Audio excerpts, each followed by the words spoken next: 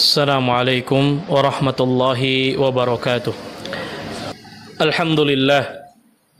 Alhamdulillahi ala ihsanih wa syukru lahu ala taufiqihi wa amtinanih wa ashhadu an la ilaha illallah wahdahu la syarika lah ta'ziman li sya'nih wa ashhadu anna Muhammadan abduhu wa rasuluh ad-da'i ila ridwanih salawatullahi wa salamuhu alaihi wa ala alihi wa ashabihi wa man tamassaka bi sunnatihi waqtafa atharahu ila yaumiddin wa ba'd.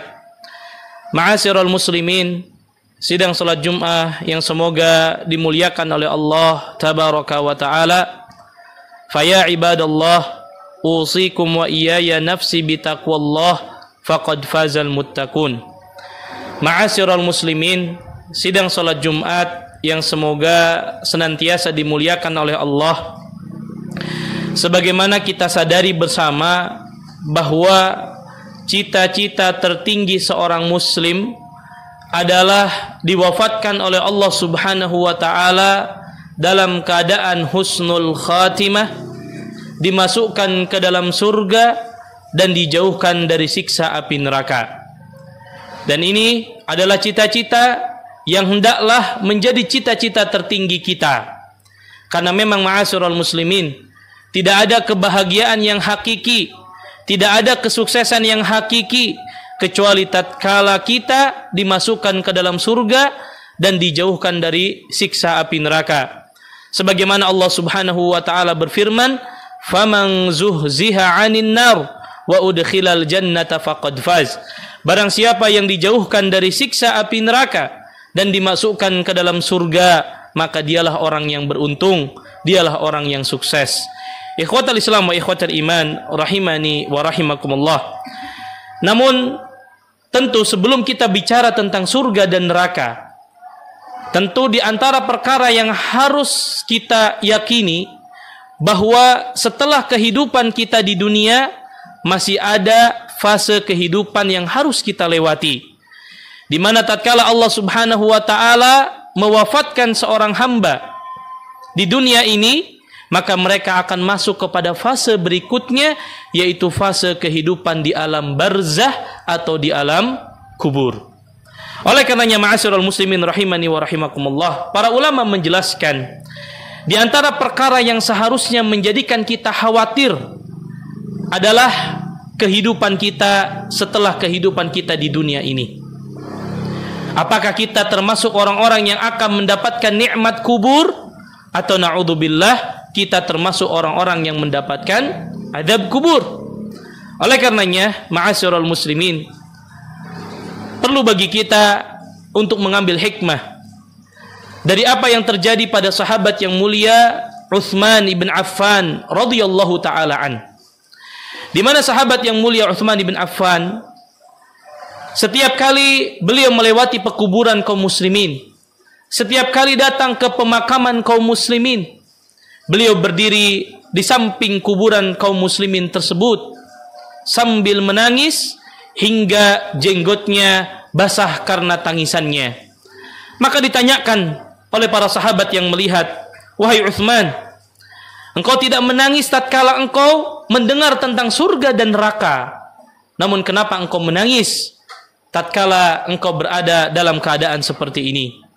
Maka sahabat yang mulia Utsman bin Affan radhiyallahu taala anhu mengatakan, "Inna Rasulullah sallallahu alaihi wasallam qala, innal qabra awwalu manazilil akhirah." Kata beliau, sesungguhnya Rasul sallallahu alaihi wasallam pernah bersabda, sesungguhnya alam kubur adalah awal persinggahan sebelum akhirat. Fa inna jaminhu fama ba'dahu aisaru min. Siapa yang Allah selamatkan di alam kuburnya, maka kehidupan berikutnya nanti di akhirat akan jauh lebih mudah lagi.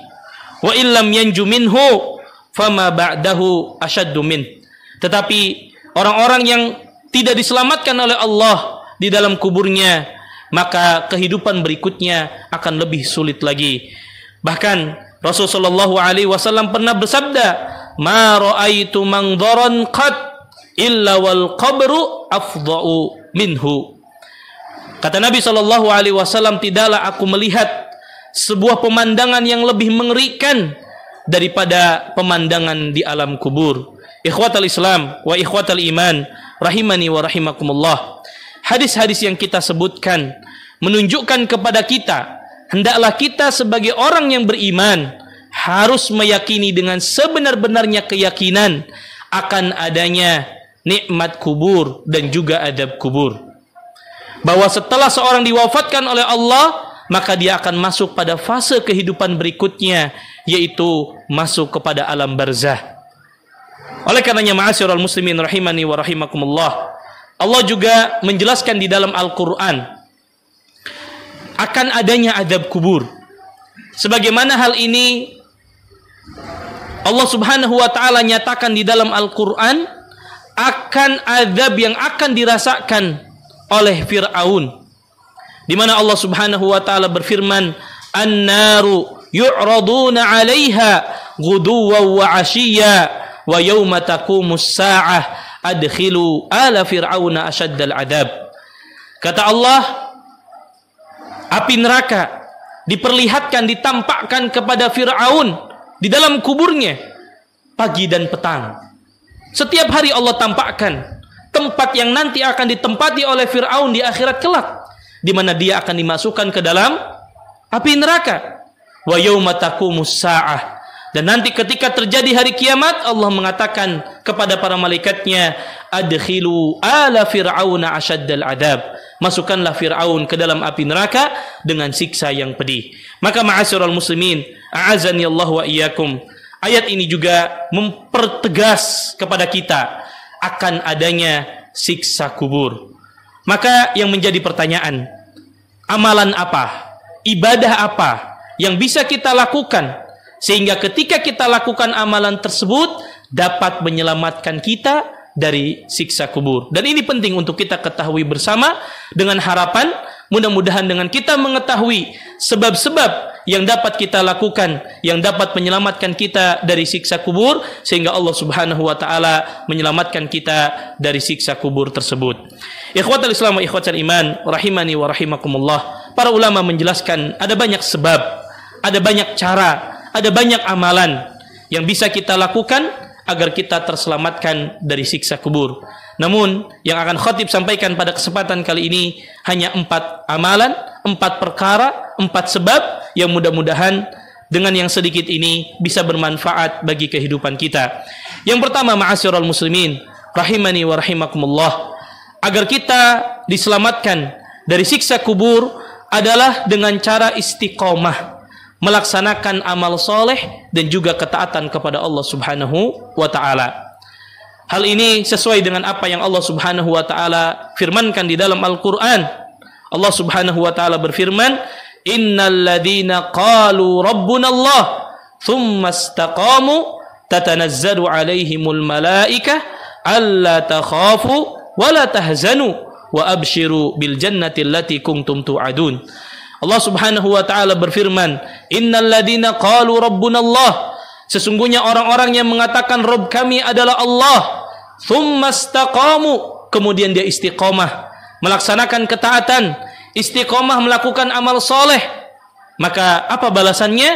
Tatanazzalu alaihimul malaikah, maka malaikat akan turun kepadanya selain mengatakan alla takhafu wa la tahzanu, jangan takut, jangan sedih, jangan khawatir. Para ulama tafsir berbeda pendapat kapan turunnya malaikat tersebut. Sebagian para ulama mengatakan turunnya pada saat sakaratul maut, sebagian yang lain mengatakan di alam kubur sana. Kemudian malaikat mengatakan wa abshiru bil jannati allati kuntum tu'adun, dan bergembiralah kamu dengan memperoleh surga yang Allah subhanahu wa ta'ala janjikan. Maka ma'asyiral muslimin, ini menunjukkan kepada kita bahwa di antara keutamaan orang-orang yang istiqomah dengan ketaatan yang mereka lakukan, maka Allah subhanahu wa ta'ala akan memberikan kabar gembira, akan menenangkan dirinya baik ketika sakaratul maut ataupun ketika berada di alam kuburnya.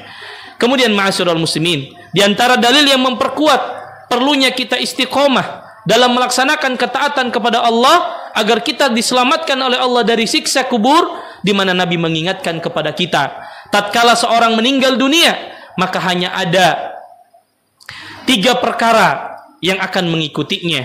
Hanya ada 3 perkara yang akan senantiasa mengantarkannya ke liang lahat. Sebagaimana Nabi mengatakan, yatba'ul mayyita thalathatun. Mayit itu hanya akan diikuti oleh 3 golongan. Ahluhu wa amaluhu wa maluhu. Keluarganya, amalnya, dan hartanya. Hanya 3 ini yang akan mengiringi kita. Fayarji'u ithnan.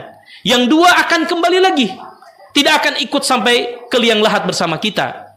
Wa yabqa wahid. Dan hanya ada 1 yang akan menemani kita. Maka Nabi mengatakan, yarji'u ahluhu wa maluhu. Yang kembali adalah keluarga dan hartanya.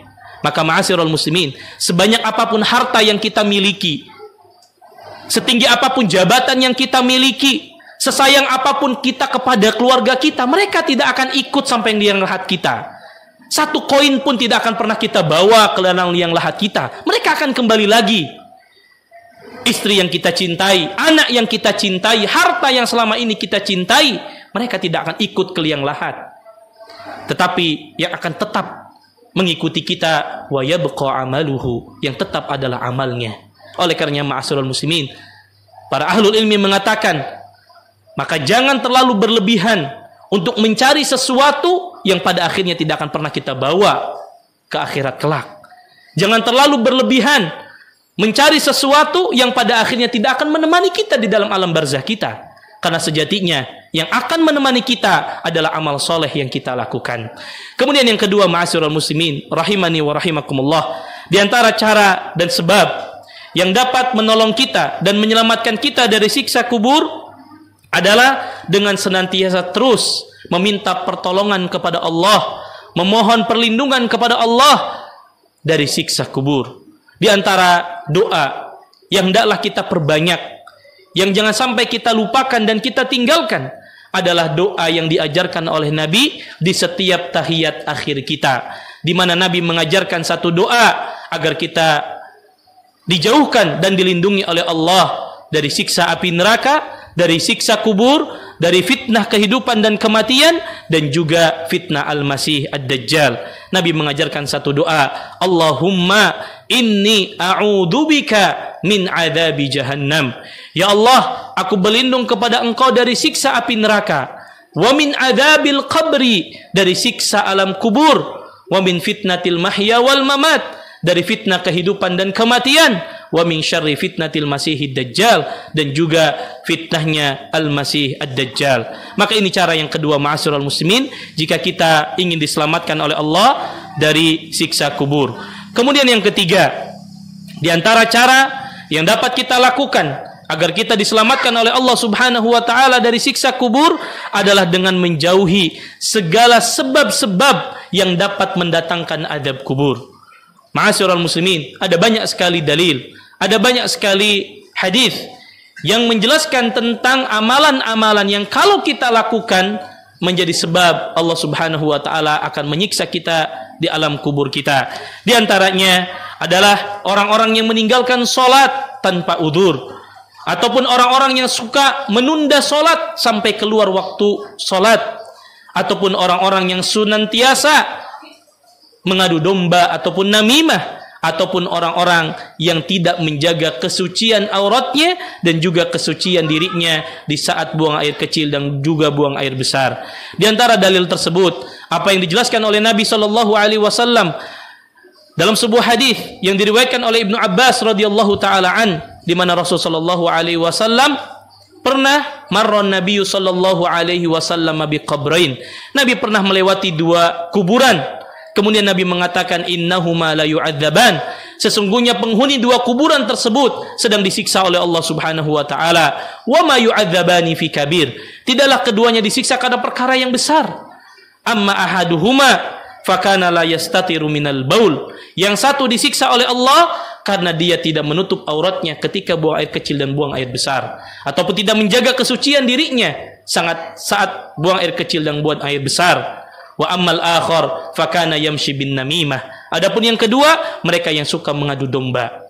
Maka Nabi sallallahu alaihi wasallam thumma akhadha jaridatan ratbatan fashaqqaha nisfain. Maka Nabi mengambil satu pelepah kurma, memotongnya menjadi dua, kemudian Nabi tancapkan pada setiap kubur tadi satu pelepah kurma. Maka para sahabat bertanya, "Ya Rasulullah, lima fa'alta hada?" Kenapa engkau lakukan itu ya Rasulullah? Maka Nabi mengatakan, la'allahu yukhaffaf anhuma ma lam yaibasa. Mudah-mudahan dengan pelepah kurma yang aku tancapkan tadi dapat meringankan siksa kubur keduanya selama pelepah kurma tersebut belum basah. Maka ma'asyiral muslimin, ini juga hadis yang memperkuat akan adanya siksa kubur, dan di antara perkara yang menjadikan seseorang disiksa di dalam kuburnya karena tidak menjaga kesucian dirinya saat buang air kecil dan buang air besar, ataupun orang-orang yang suka mengadu domba. Kemudian yang terakhir secara singkat ma'asyiral muslimin, di antara cara agar kita bisa diselamatkan dari siksa kubur adalah dengan cara membaca rutin surah Al-Mulk setiap malam sebelum kita tidur. Ma'asyiral muslimin rahimani wa rahimakumullah, Rasulullah sallallahu alaihi wasallam bersabda, suratun tashfa'u liqailiha wa hiya 30 ayah ala wa hiya tabarakalladzi biyadihil mulk. Sesungguhnya terdapat satu surah di dalam Al-Qur'an yang akan memberikan syafaat kepada orang yang rutin membacanya, yaitu sebuah surat yang terdiri dari 30 ayat, yaitu tabarakalladzi biyadihil mulk. Kemudian hal ini dipertegas oleh sahabat yang mulia Abdullah ibn Mas'ud radhiyallahu taala an, di mana beliau mengatakan, man qara'a tabarakalladzi biyadihil mulk kulla lailatin mana'ahu Allahu min adabil qabri. Barang siapa yang setiap malamnya dia membaca tabarakalladzi biyadihil mulk, maka Allah Subhanahu wa taala akan menolongnya, menyelamatkannya dari siksa kubur. Kemudian Ibnu Mas'ud mengatakan, wa kunna fi ahdin Nabi sallallahu alaihi wasallam nusammiha al-mani'ah.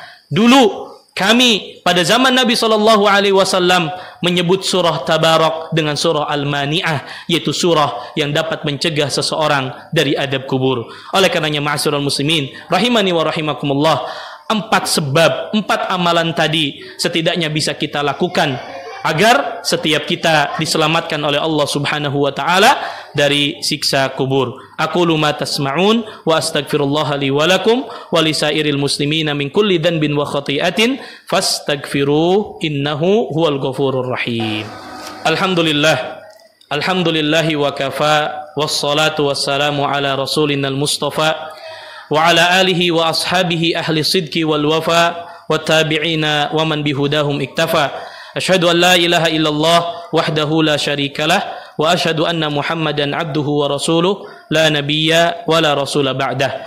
Ma'asyiral muslimin, sedang salat Jumat yang semoga dimuliakan oleh Allah. Pada khutbah yang pertama, khatib telah menjelaskan dalil-dalil di dalam Al-Qur'an dan juga di dalam hadis Nabi sallallahu alaihi wasallam yang menjelaskan kepada kita akan adanya siksa kubur. Dan juga khatib telah menyebutkan 4 perkara yang kalau kita lakukan maka Allah Subhanahu wa taala akan menyelamatkan kita dari siksa kubur, yaitu yang pertama istiqomah dalam melaksanakan ketaatan dan amal soleh kepada Allah Subhanahu wa taala. Kemudian yang kedua, hendaklah kita memperbanyak meminta perlindungan, berdoa kepada Allah agar kita diselamatkan dari siksa kubur. Salah satunya doa yang dianjurkan untuk kita baca pada setiap tahiyat akhir. Kemudian yang ketiga, menjauhi segala sebab, segala perkara yang dapat menjadikan kita disiksa oleh Allah Subhanahu wa taala di dalam alam kubur kita. Dan yang terakhir, hendaklah kita merutinkan sebelum kita tidur membaca surah Al-Mulk, tabarakalladzi biyadihil mulk. Maka kita memohon kepada Allah, mudah-mudahan kita termasuk orang-orang yang diberikan keselamatan oleh Allah dari siksa kubur. Innallaha wa malaikatahu yusalluna 'alan nabi ya ayyuhalladzina amanu sallu 'alaihi wa sallimu taslima. Allahumma salli wa sallim wa zid wa barik ala nabiyyina Muhammad wa ala alihi wa ashabihi wa man tabi'ahum bi ihsanin ila yaumiddin.